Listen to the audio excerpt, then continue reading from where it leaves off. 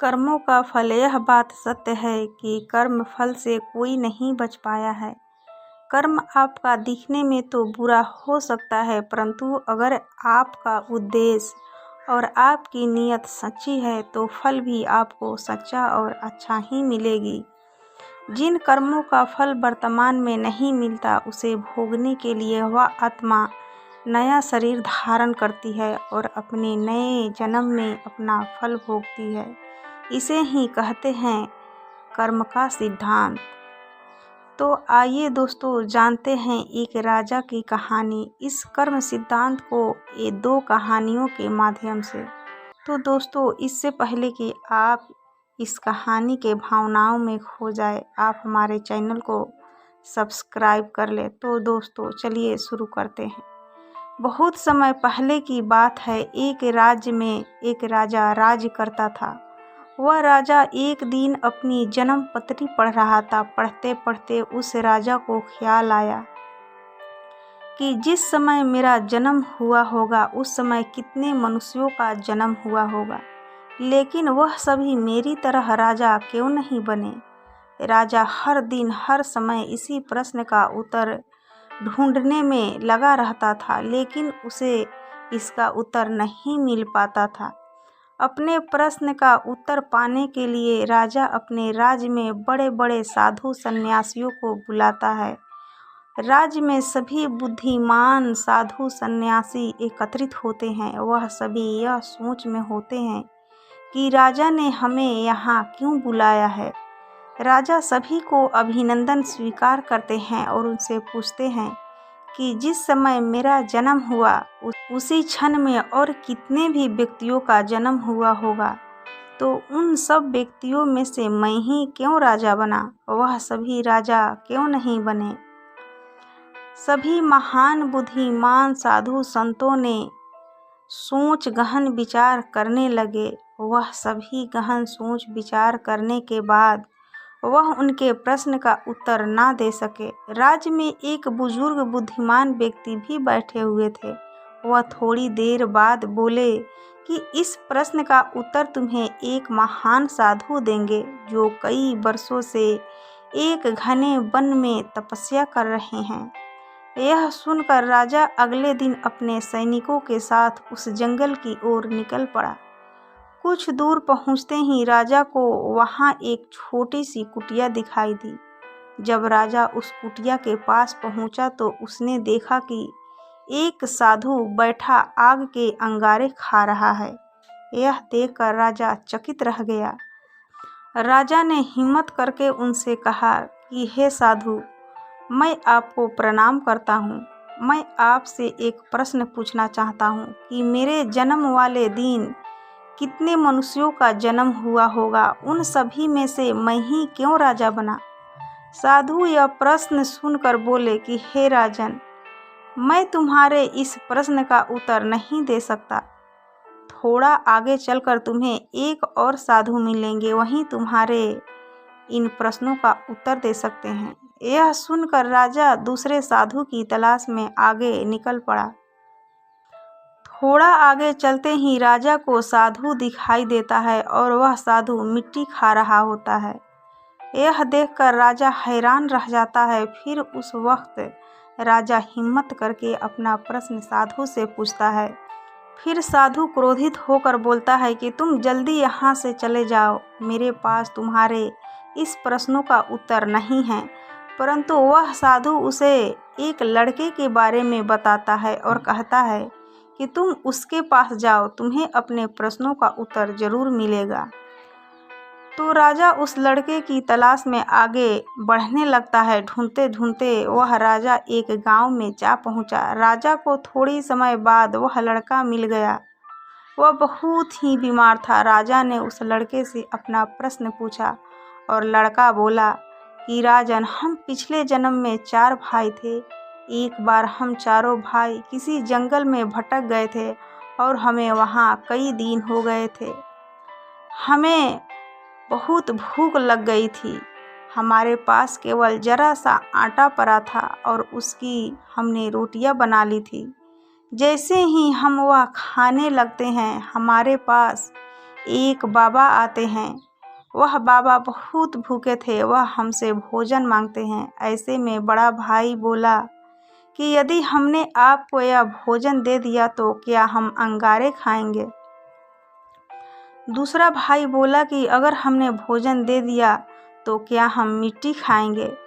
अब जब मेरी बारी आई तो मैंने भी रोटियां देने से इनकार कर दिया।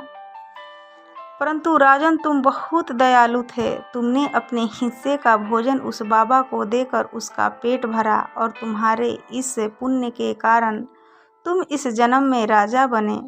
रास्ते में जो तुम्हें अंगारे खाते हुए और मिट्टी खाते हुए साधु मिले थे, वह दोनों तुम्हारे भाई थे और तुम्हारा तीसरा भाई मैं हूँ, जो इस समय मौत के मुँह में हूँ। हे राजन, इसी प्रकार हम सभी भाइयों को अपनी अपनी कर्मों का फल मिला है। राजा को यह सुनकर अपने प्रश्नों का उत्तर मिल जाता है। दूसरी कहानी। एक समय की बात है, एक प्रतापी राजा था। उसने अपने राजमहल में ब्राह्मणों के भोजन का आयोजन किया और यह आयोजन उसने अपने बाग बगीचे वाले स्थान पर रखा था, इसलिए रसोइया भी उसी स्थान पर जाकर भोजन पका रहा था। उसी समय आकाश से एक चील आया। उस चील ने अपने मुंह में एक सर्प को दबाया हुआ था और जब वो चील उस बगीचे के ऊपर से जा रहा था, उस समय उस सांप ने उस चील को डसने की कोशिश करी, जिसके कारण जहर की कुछ बूंदें उस बर्तन में गिर गई जिसमें ब्राह्मणों के लिए भोजन पकाया जा रहा था। लेकिन वो उस रसोइयों को इस बात का पता नहीं चला। उसे जरा भी आभास नहीं हुआ कि जहर की बूंदें इस बर्तन में गिर गई है। फलस्वरूप वो सारा भोजन जहरीला हो गया और यह भोजन ब्राह्मणों ने खा लिया। तो जहरीला भोजन करने के कारण सभी ब्राह्मणों की मृत्यु हो गई और एक साथ इतने ब्राह्मणों की मृत्यु हो जाना कोई अच्छी बात नहीं थी और यह तो घोर पाप हुआ। अब भगवान के सामने यह प्रश्न उठा कि इस पाप की सजा किसको दी जाए?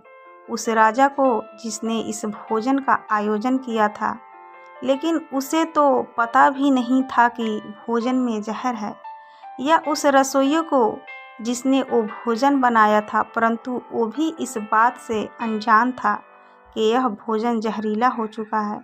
तो क्या सज़ा उस चील को दी जाए जो उस सर्प को लेकर वहाँ से निकला, और या फिर सज़ा उस सांप को दी जाए जिसने आत्मरक्षा के लिए उस जहर को उगला? तो यह बड़े असमंजस की स्थिति बन गई कि आखिर इतने बड़े घोर पाप की सज़ा किसको दी जाए। तो इस कर्म की सज़ा के लिए एक काफ़ी दिन बीत गए। फिर एक दिन कुछ ब्राह्मण उस नगर में आए और उन्होंने एक महिला से राजमहल का पता पूछा। उस महिला ने राजमहल का पता बता दिया, लेकिन पता बताने के बाद उस महिला ने उस ब्राह्मण से कहा कि आप जा तो रहे हैं राजमहल, लेकिन थोड़ा संभल कर जाना, क्योंकि ये जो राजा है ये ब्राह्मणों को भोजन में जहर मिला कर देता है। उस महिला के इतना कहते ही भगवान ने कहा कि इस कर्म का फल का अधिकारी मुझे मिल गया है। तो सभी ने भगवान से पूछा कि वो कौन है।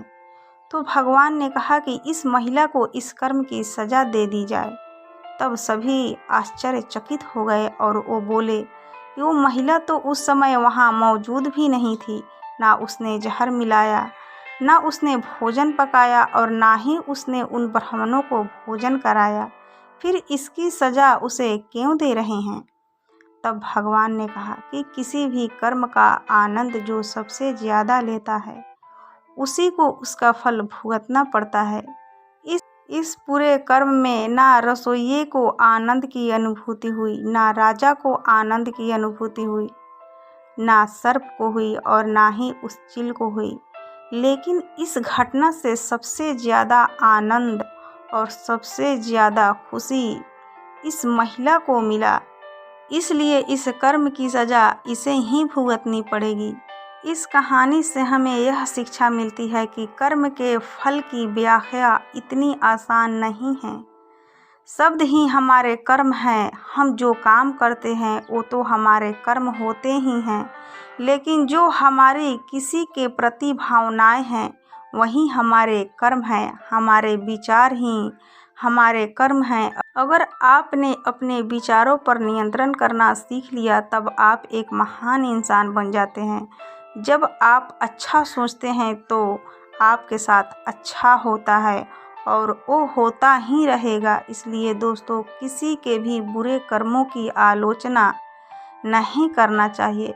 तो दोस्तों, ये कहानी आपको कैसी लगी कृपया हमें कमेंट करके कमेंट बॉक्स में ज़रूर बताएं, और साथ ही अच्छी लगी होगी तो अपने दोस्तों के साथ ज़रूर शेयर करें ताकि और लोगों को भी ये शिक्षाप्रद कहानी सुनने को मिल सके। तो दोस्तों, हम विदा लेते हैं इस कहानी के अंत के साथ। फिर मिलेंगे ऐसे ही नई कहानी वीडियो के साथ। तब तक के लिए आप अपना ख्याल रखिए, अपना ध्यान रखिए, खुश रहिए और खुशियाँ बांटते रहिए, क्योंकि खुशियाँ बांटने से ही बढ़ती है। जय हिंद, जय भारत।